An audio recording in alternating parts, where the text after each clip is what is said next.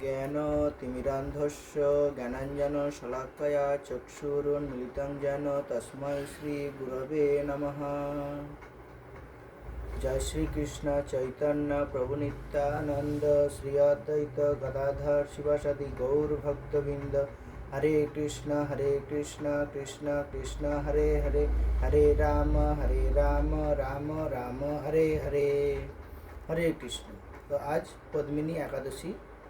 तो आजकेर पद्मिनी एकादशीर महत्व आमरा आलोचना करब।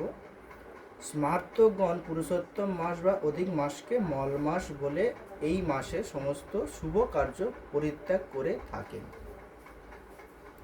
কিন্তু ভগবান শ্রীকৃষ্ণ এই মাসকে পারমার্থিক মঙ্গলের জন্য অন্য সকল মাস থেকে সর্বশ্রেষ্ঠ বলে নির্ণয় করেছেন।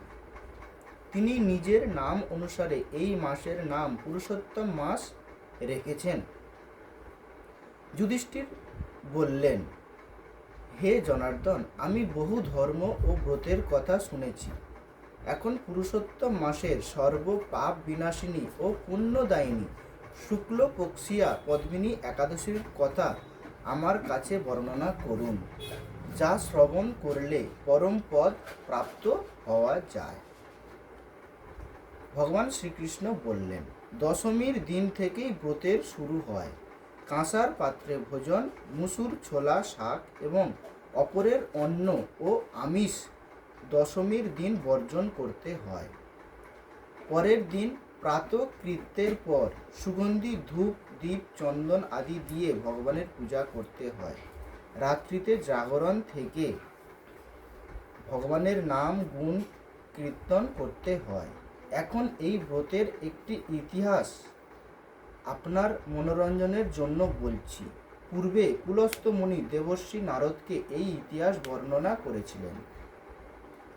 এক সময় রাজা কার্তবীর্য লঙ্কাপতি রাবণকে পরাজিত করে তার কারাগারে বন্দি করে রাখে। পুলস্ত্য মুনি রাজার কাছে রাবণের মুক্তি প্রার্থনা করেন। মুনির আজ্ঞায় রাজা রাবণকে মুক্ত করে দেন।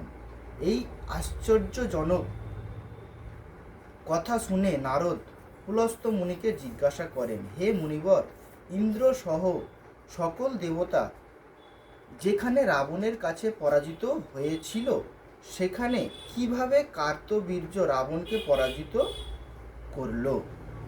কৃপা করে তা বলুন।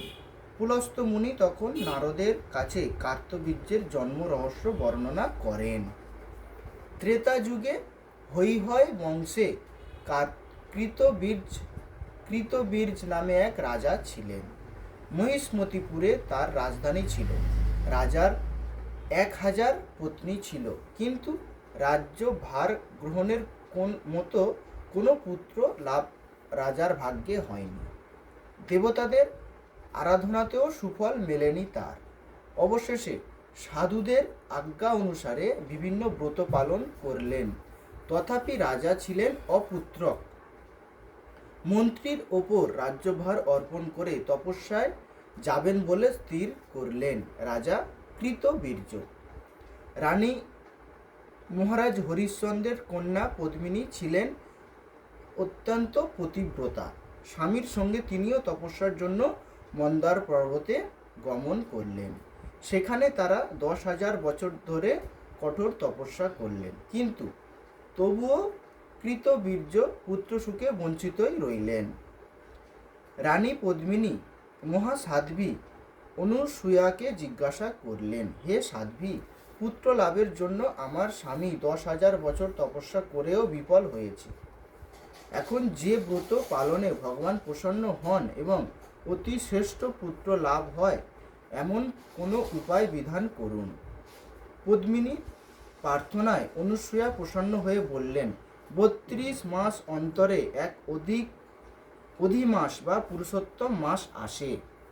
এই মাসে পদ্মিনী বা পরমা 2 একাদশী এই ব্রত পালন করলে পুত্র দাতা ভগবান শীঘ্রই প্রসন্ন হবেন। অনুসূয়ার নির্দেশে পদ্মিনী পরম শ্রদ্ধায় এই একাদশী ব্রত পালন করলেন। সেই ব্রতে সন্তুষ্ট হয়ে ভগবান স্বয়ং গরুড় বাহনে আরোহণ করে পদ্মিনীর সম্মুখে উপস্থিত হলেন। ভগবান বললেন, হে ভদ্রে, আমি প্রসন্ন হয়েছি। পুরুষোত্তম মাসের সমান কোনো মাস আমার প্রিয় নয়। এই মাসের একাদশী আমার পরম প্রিয়। তুমি সেই ব্রত যথাযথ পালন করেছ, তাই আমি তোমার ইচ্ছা অনুরূপ বর প্রদান করব। ভগবানের স্তব করে রানী বললেন, হে ভগবান, আমার স্বামীকে আপনি বর দান করুন।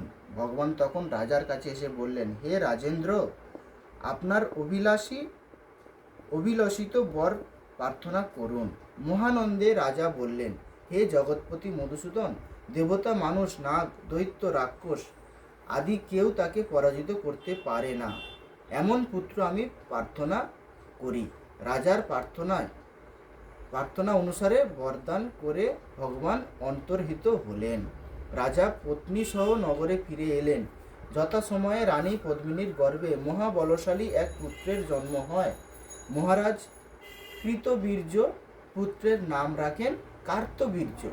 ত্রিলোকে তার সমান কোনো বীর ছিল না। তাই দশানন রাবণ যুদ্ধে তার কাছে পরাজিত হয়। শ্রীকৃষ্ণ বললেন, হে মহারাজ, এই ব্রত যিনি পালন করবেন তিনি ভগবান শ্রীহরির শ্রীপাদপদ্মে অহৈতুকী ভক্তি লাভ করবেন। শ্রীকৃষ্ণের উপদেশে ধর্মরাজ সপরিবারে এই একাদশী ব্রত পালন করেন। যিনি এই ব্রত মাহাত্ম্য পাঠ ও শ্রবণ করেন তিনি বহু পুণ্য লাভ করেন। হরে কৃষ্ণ। তো আজ পদ্মিনী একাদশীর মাহাত্ম্য সম্পূর্ণ। হরে কৃষ্ণ কৃষ্ণ কৃষ্ণ হরে হরে, হরে রাম রাম রাম হরে হরে। একাদশী মহোৎসব কি জয়। হরে কৃষ্ণ।